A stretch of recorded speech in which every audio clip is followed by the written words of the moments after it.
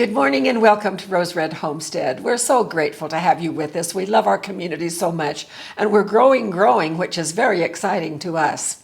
Well, the news is out. King Arthur has announced its Recipe for the Year award. That's for 2025, and it is an exciting recipe because it is something that we can do with our level 1 food storage. It is called Big and Bubbly Focaccia. And for those that may not be familiar with focaccia, it is a yeast bread, although it uses just a little bit of yeast. It's about this tall, and it's brown and kind of crispy on the outside and very moist and tender on the inside. But it's lumpy and bumpy. It has bubbles, and then you can put all kinds of different things on the top to flavor it if you wish, or even in the batter if you wish. We're going to go pretty plain today. Following the recipe. The recipe is right here, and I will be putting the link to the recipe right below the description, so you can just click on it and get this recipe. So we're going to get started, and the first thing that we're going to do is weigh our flour. We need 360 grams of flour or 3 cups, but be sure that you, if you're doing it in the cups, be sure that you spoon the flour into the cup and then just level it off across the top. Okay, we're there.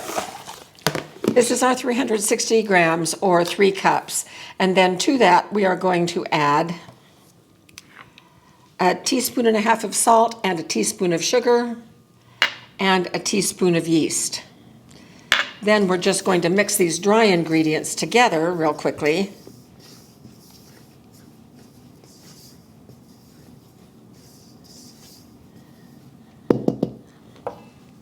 And then we add 1.5 tablespoons of olive oil.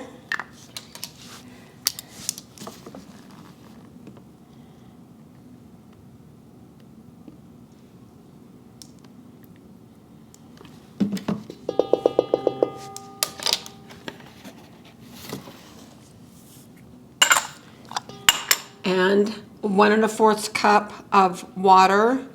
That is lukewarm water.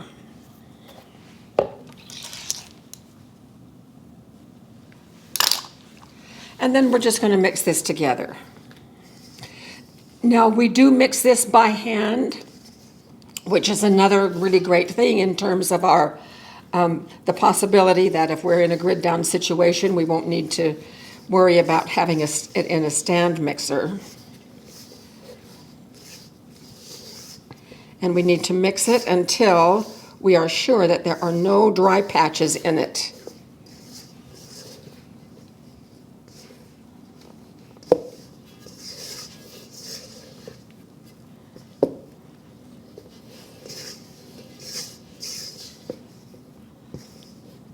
And it can easily form a ball. Okay, now with this ball of dough, for those of you that have been on our channel for a long time, you know that I have taught a method for kneading that is called the stretch and fold. And it does not require us to do that heavy kneading that so many of us are used to doing. It does not require us to have a stand mixer, but rather it is a stretch and fold method. This focaccia bread also uses that method, only they have changed it out just a little bit. Instead of doing 4 rotations as we work around the circle, they say do 8 to 12. In preparation for that stretch and fold, we are going to let it rest for 15 minutes. And then once 15 minutes is up, and what's happening here during this 15 minutes is that the liquid is absorbing the flour, and we're getting equal distribution of moisture throughout the whole ball. So we'll be back in 15 minutes and we'll do our first stretch and fold. So we'll see you then. 15 minutes is up. I'm going to move this over by the sink because I need to have my hands wet when I do this. So here's how we do the stretch and fold. So I'm reaching underneath the dough and I'm going to pull it out and put it over here. And then I'm going to do another one going all the way around. The dough right now is very sticky. Need more water.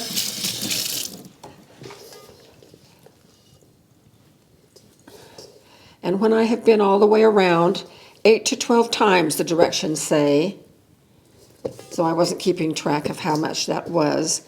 Then what we do is we turn it upside down and we give it another 15 minutes. Now that has completed our first stretch and fold. And so I don't get mixed up. I have a little marker that I'm just going to put right here on the refrigerator that tells me our first stretch and fold is done. So we'll be back in another 15 minutes for the next one. Here we go with round 2. Okay, now the dough is, I can feel it. It has started changing texture just a little bit. It's firming up. This is a substitute for kneading, and so the gluten is developing through this stretch and fold. It's quite a bit more elastic.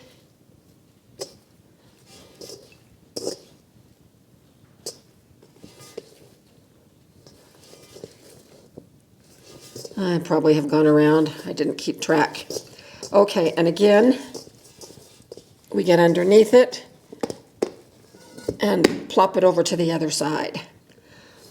And just completed stretch and fold number 2.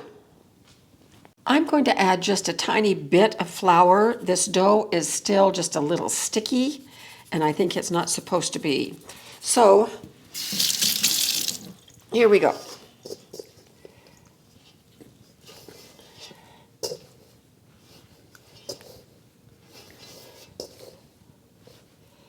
Stretching and folding all the way around. That's 5.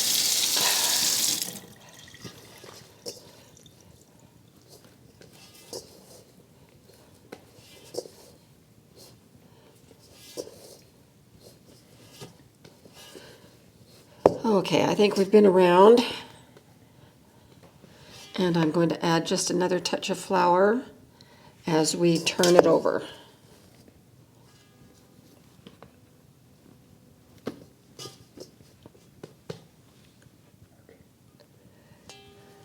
So we just completed our 3rd stretch and fold. We'll be back in 15 minutes. Well, here we go on our last stretch and fold. So I'm wetting my hands.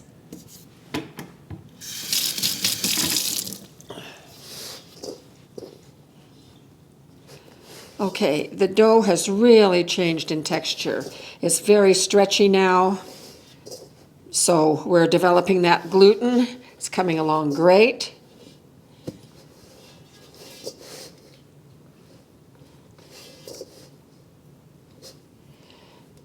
It's nice and puffy. So that's 9. So I'm going to put a little flour in the bottom of the bowl and flip that over. It's lost most of its stickiness. So that was our 4th stretch and fold, and now what happens is that we're going to leave this on the counter for an hour. So I put the last button up here to let us know that we've done our thing. So now let's talk about how we're going to bake this. So this is a 9-inch pan, not an 8x8. This is a 9x9, and that is the preferred size. Now, of course, King Arthur has a special 9-inch focaccia pan that we could all buy, but I'm going to opt to use what I already have. Now, what if you don't have a 9x9? Well, the other thing is they gave us 2 more options. You can also use a 10-inch cast iron skillet, or you could even use a 9x13 pan, but the bread would not be as tall when it gets finished. So we're going to go ahead and go with this 9x9. Now we need to go ahead and spray it, the sides and the bottom.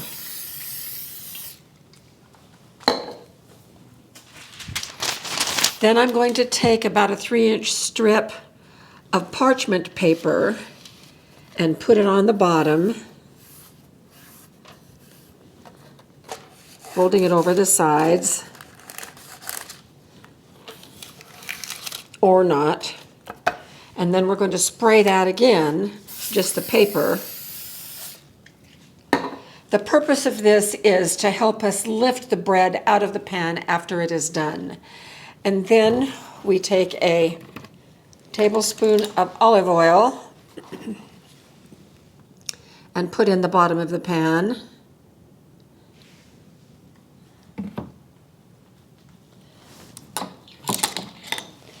And tilt it all around so that olive oil gets all over the pan.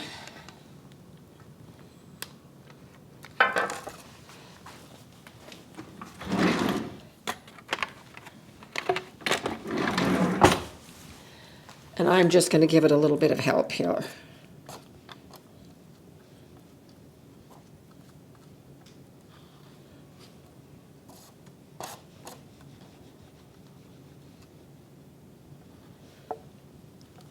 All right, our pan will be ready then after the hour that we let this rise, and we move it right over here. So I'll see you when that's ready to go. So we have had this rising for an hour, and it's all puffy and nice. And now we need to transfer the dough without deflating it right over to the pan. So I'm just going to use this dough scraper to help me with that.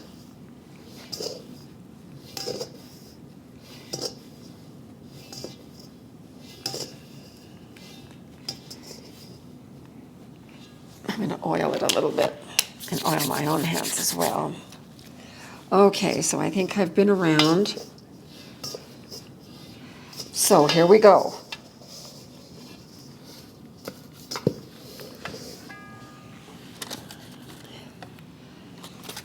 We've got some bubbles popping out, and that's just fine. And now we're supposed to flip it over so that the other side can also get oiled. I don't know why they don't just have us put oil on the top, but they didn't. So that's an ugly side. I'm going to flip it back.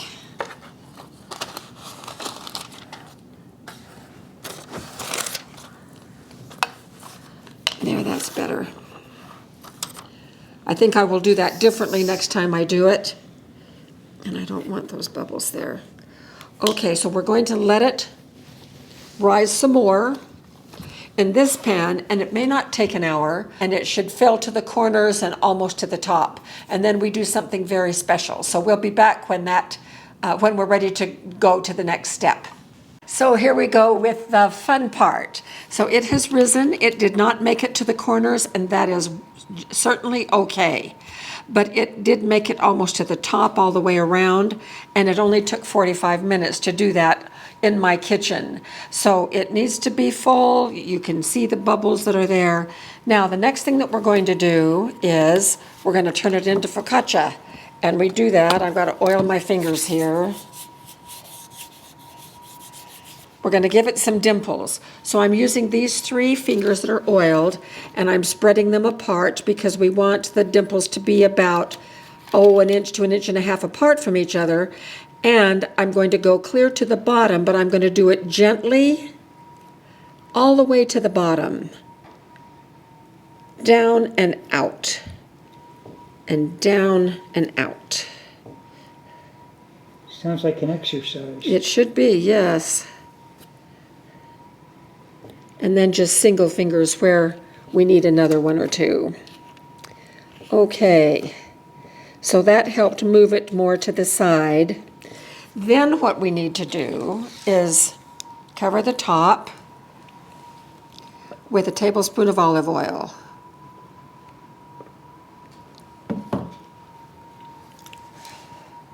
And just drizzle it over the top.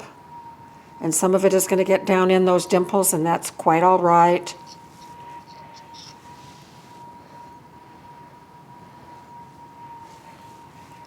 Our oven is preheating to 475, a very hot oven.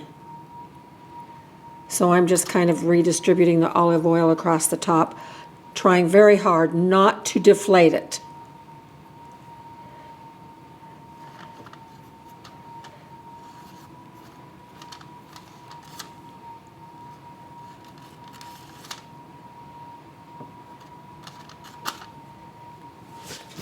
Okay, and it's not perfect, but neither does it have to be. So then I'm taking some of this flaky salt. This happens to be Malden salt. And I'm just going to sprinkle that across the top. No more than about a teaspoon.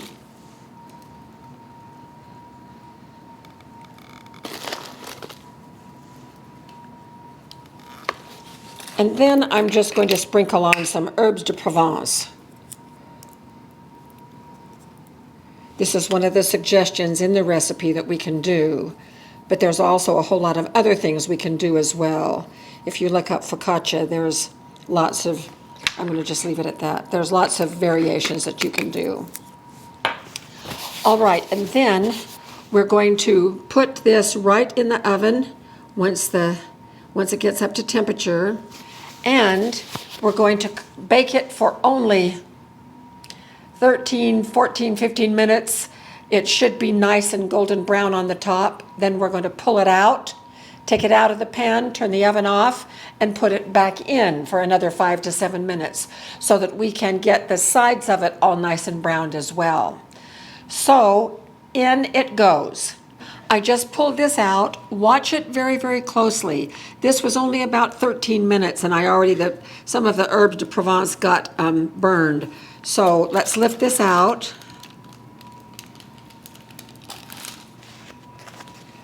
Set the pan aside. And these sides look pretty good. The purpose for putting it back in is to crisp up these sides. The oven is now off, so I am going to put it in, but I'm going to watch it really closely because I think this really looks pretty nice. But another 5 minutes or so in the oven that has been turned off. So I'm going to do that right now. I'm just going to use this pizza peel to get it out of the oven now.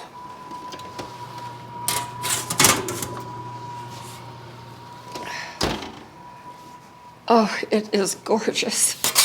Just beautiful.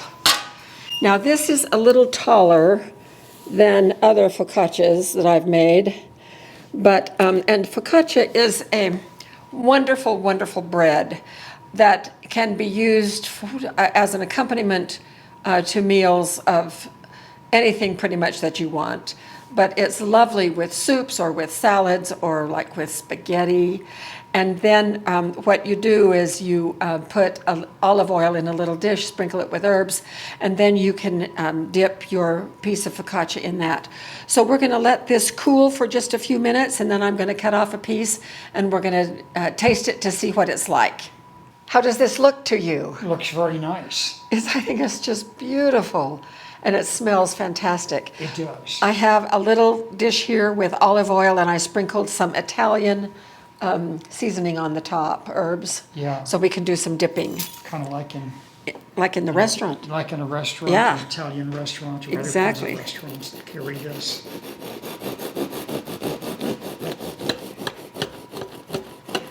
It's probably a little too hot, but I can't wait another minute. That's what the crumb looks like. It's very light. Some big holes in it. I think that's as it should be.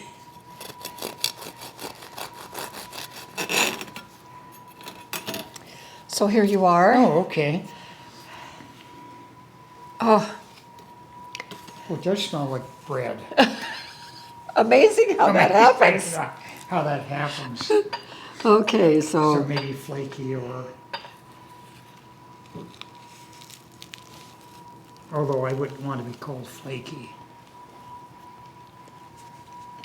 It's a great, just a touch of the salt. You can yeah, taste on, just at on the least top. yeah. I can taste the salt as well. Soft. Almost buttery. Melt in your mouth. Keep 'em coming, honey. Oh, I just think it is fantastic. I think this is, without a doubt, the best focaccia I have ever made. I don't remember you making it. That's why this is the best. Wow, okay. Don't even get fooled.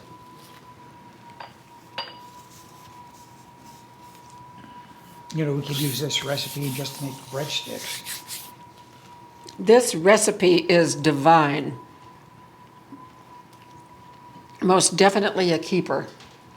Well, I think we just have a big hit. This is wonderful. This is beautiful. It tastes great. It's perfect for guests. Next time we have guests, we'll have to do something that we can serve this bread with. It is just magnificent. It is what the recipe says, it's best to be consumed on the same day. So, honey, we have our work cut out for us to eat this whole thing The rest today. of the day? Wow. We need to get some spaghetti or lasagna or something We can like have that. something like that for dinner tonight and have some of this with it as well. So thank you so much for being with us. This is another wonderful recipe. The great thing is, again, reminding us that it's all level 1 ingredients. It is made without using our mixers. It's all mixed up by hand. We could bake this not just in a kitchen oven, but also we could bake it in a cast iron Dutch oven without any problem at all. So thank you so much for being with us, and we will see you very soon for more videos. Take care. We'll see you later. Bye-bye.